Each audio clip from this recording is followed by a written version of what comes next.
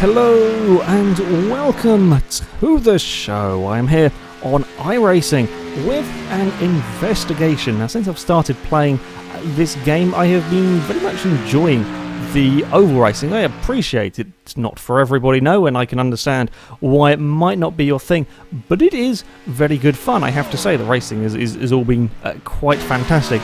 The vehicles that you tend to do oval racing with aren't, shall we say, the most sophisticated of cars. They're not the easiest of vehicles to drive at all.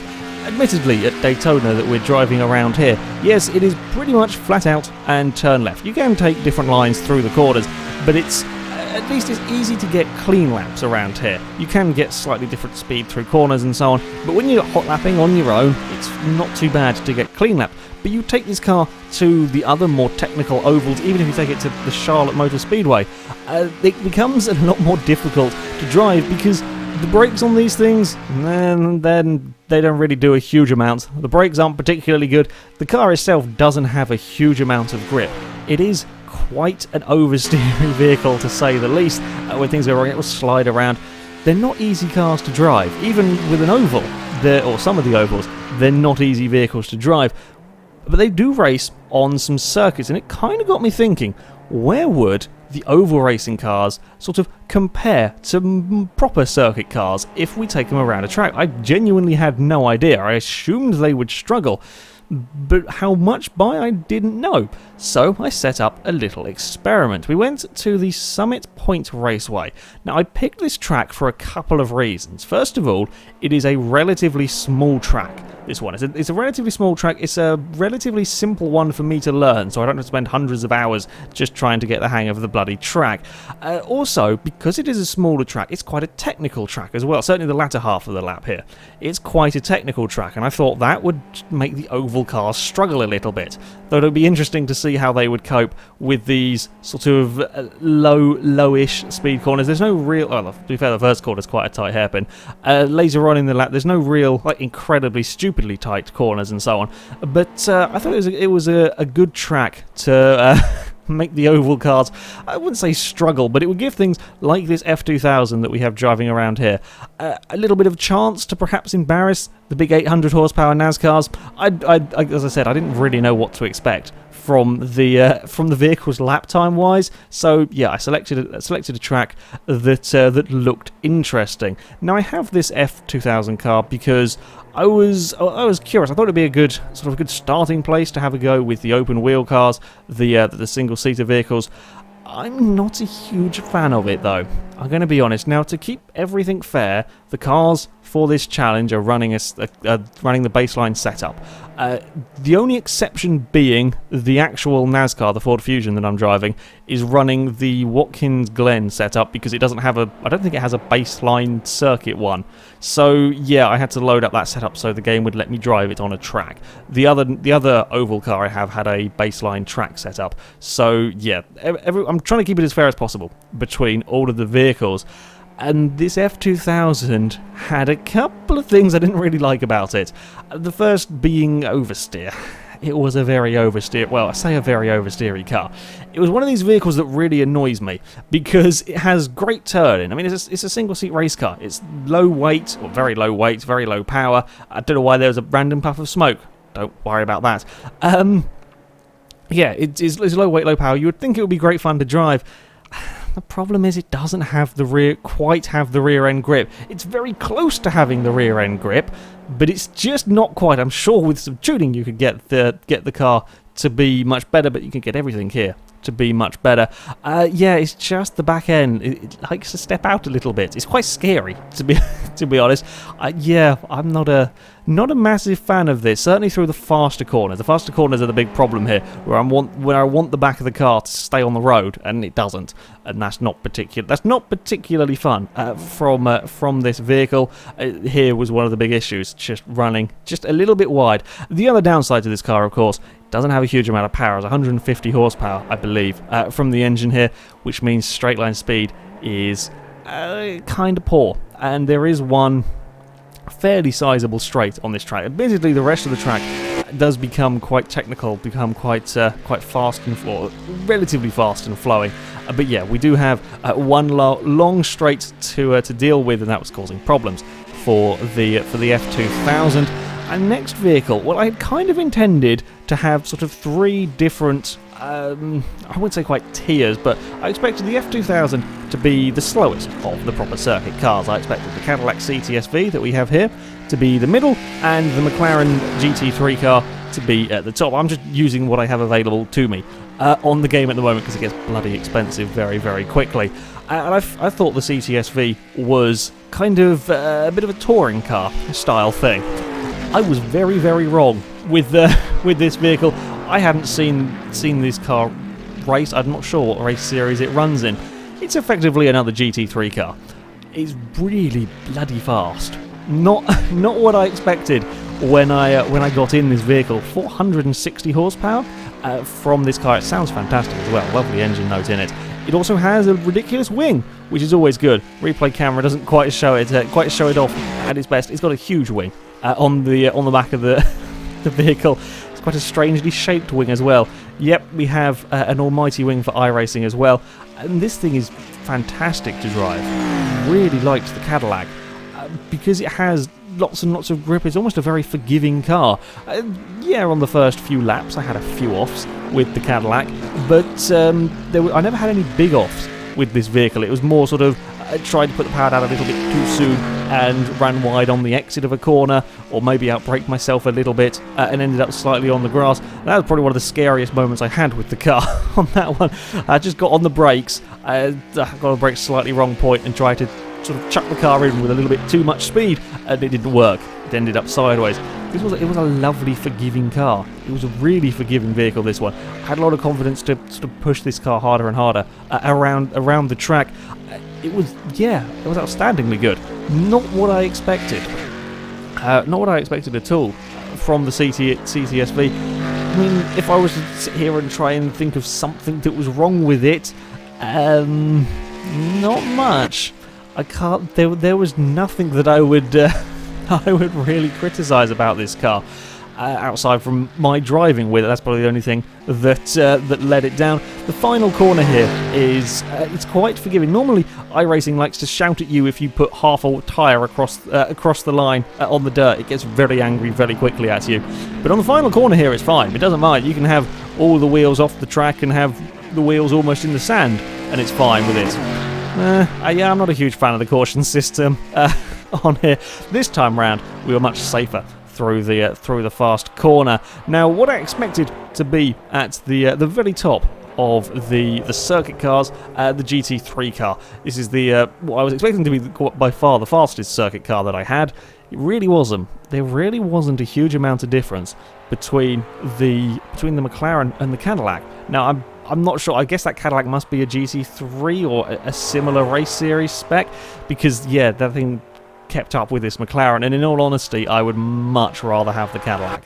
I would much rather drive the Cadillac than have the McLaren, because the Cadillac was so much easier to get around the track. This McLaren actually had less horsepower than I expected from it. Only 493 horsepower from a GT3 McLaren. I would have thought it would have had a lot more. For some reason, my brain just assumes that GT3 car is going to have more horsepower. I don't know why that is, but yeah, it's not got as much power as perhaps I expected. And the problem with the McLaren, again, it's a little bit of a similar thing to the F2000, in that it had decent grip up until a point, and then the back end would decide it didn't want to play ball anymore. And unfortunately, finding that point was quite difficult with this car.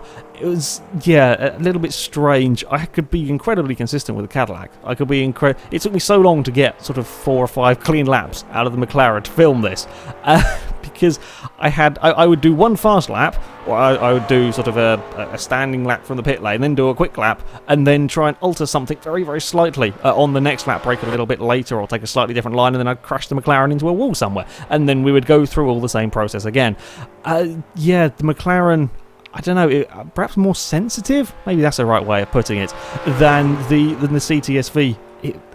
whenever I tried to change something a little bit on the lap, it just threw me at a wall. I didn't really enjoy driving the McLaren at all. Yeah, I may have had a fair few shunts in this car.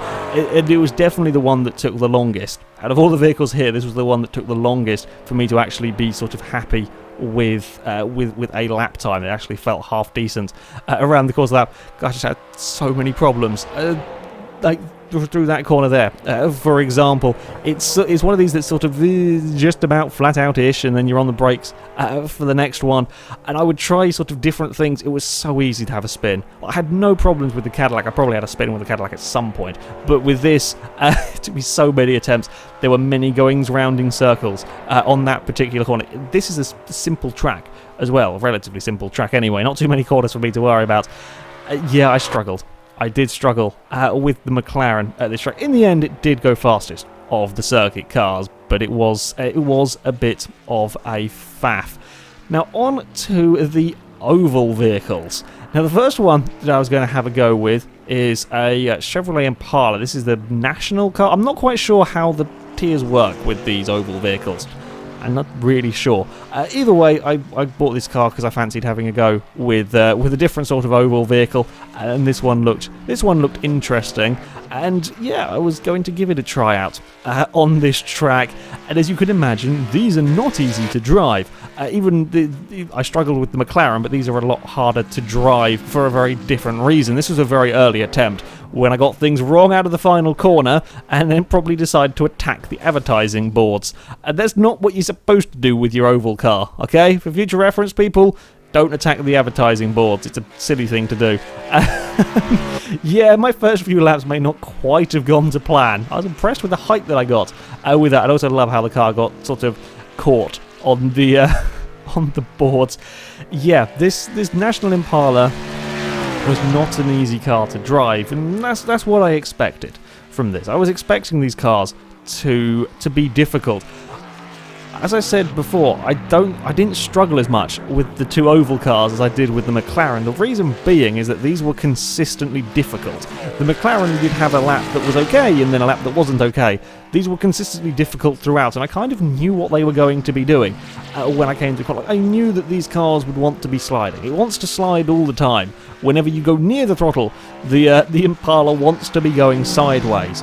Now, that's not necessarily how I like my car to drive, but if it's doing it constantly, then I'm okay with... Well, I can deal with it better. That's probably the best way of putting it. So yeah, I mean, you go to put the power down in this thing. I think it's got 650 horsepower out of this, so the second most powerful car that we have here, far more powerful than all of the circuit cars that have been around already. It is a lot of horsepower going through the rear wheels, and this is a relatively slow track, so you go to put that power down and it's going to want to slide. It's going to want to spin up the wheels at pretty much all the time. That's all it wants to do coming out of a corner. When you do get it pointing in a straight line and things are okay, it is very, very fast. There is no doubt about that, because there is a lot of power in this vehicle. But then you have to slow the car down when you've stopped going very fast in a straight line, and then again things get scary. You've got to brake earlier with these cars. It's probably 250 meters earlier. You're jumping on the brakes over the McLaren and the Cadillac, and the F2000 car is braking later than everything, but it's not quite as quick in a straight line. So yeah, there's not quite a fair comparison on that. But yeah, the brakes are difficult with this car. It's big, it's heavy. It's not got the same cornering grip as the other vehicles, but it wasn't atrocious. Even on these sort of fast-flowing corners, the Impala wasn't absolutely terrible. It took a bit of getting used to, but it wasn't completely and utterly terrible. And then we come on to the Ford Fusion, the modern, I think it's Gen 6, if I'm right in saying that, Gen 6 Nascar. Yeah, this was quite scary as well. 875 horsepower, my bad, from this vehicle through the rear wheels of a car mostly designed to go round ovals. That's a hell of a lot. That's a hell of a lot of power in anything. That's, yeah, quite scary. Quite a scary prospect, just thinking of running this car around this track is rather daunting. Yes, they do race them at a couple of circuits. This one here is quite a lot smaller circuit, quite a lot narrower circuit than perhaps the ones that they actually race around, and a little bit more technical in some places. Again, it's another car. It's difficult to drive. We know it's going to be difficult to drive. The brakes aren't particularly good yet again. Trying to get it stopped into turn 1 is interesting. Trying to get anything stopped into turn 1 here is interesting, let alone one of these vehicles. Fortunately though, neither of the cars move around too much under braking, unlike the street stocks that you may have seen in an earlier video we did when we tried to take them around a circuit. These don't wheel and wobble under braking, which is good. We could get away with that. That's because that would be terrifying. They don't move around under braking. They're just not very good at under braking. Of course, putting power down in one of these is ludicrous. All it wants to do is spin up its wheels, very much like the Impala. These couple of corners are a bit of a pain because both the oval cars only have 4 gears. Now that's okay. I can work with only 4 gears. The problem is that section there is right on the sort of between first and second. I want another gear in between first and second. You keep it in first, you spin the wheels up. You keep it in second, and you feel like you've just bogged down and lost a bit of lap time. So yeah, in the end, I just went for second. I think that was the better option there. Just to try and... I didn't want to spin the cars out. Again, I didn't have too many. I actually had the most problem I had with this blooming Fusion was getting it stopped into turn 1. You saw there I locked the brakes up. I may have locked the brakes up a few times trying to get into turn 1. Yeah, running wide. Oversteer is always an issue, as you would expect. Yeah, I had a few spins with the car. I had a few offs with the Ford, which you know you kind of expect. Nothing anywhere near as spectacular as the Impala. That still wins crash of the day with these. Even the McLaren, with the silly stuff I did with that, nothing came close to the Impala's off. Yeah, neither of the two oval cars were as difficult as I thought they were going to be around here. They were. I think what it was is that they were just consistent. They were consistently lack of grip or a consistent problem here and there. That I could kind of work around eventually. I'm hoping that makes sense. It's sounding kind of strange to me, thinking more and more about it. But yeah, they're kind of consistently terrible, or consistently slow, or consistently struggling in one corner. That I kind of worked around it, and then I was having a bit of a weave. Yeah, may have got it wrong out of the final turn. Didn't end up in the advertising boards this time around, which is all good. With the Nascar, yeah, a few scary moments with it, but I just about got away with it. So, when it comes to the times, let's bear in mind, I picked a track deliberately to be awkward for the oval cars. I could have been a lot nicer, could have picked a much easier track for them to have to deal with. The McLaren and the Cadillac, very similar in lap time, surprisingly similar. 1 minute 9.9 for the McLaren, and 1 minute 10.2 for the CTS-v. Very close lap times between them two. Much prefer the Cadillac, given the choice. Much rather drive that, even if it's a little bit slower. Much nicer, much easier car to drive.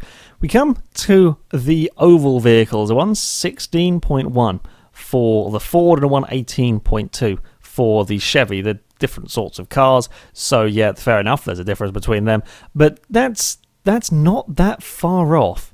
That's not as far off as you might perhaps expect for a Nascar that's not designed for this sort of track. A track that I was being deliberately mean with to try and give the F2000 a bit of a chance here. They're quite a lot closer than I expected in some ways. 6 seconds off the CTS-v.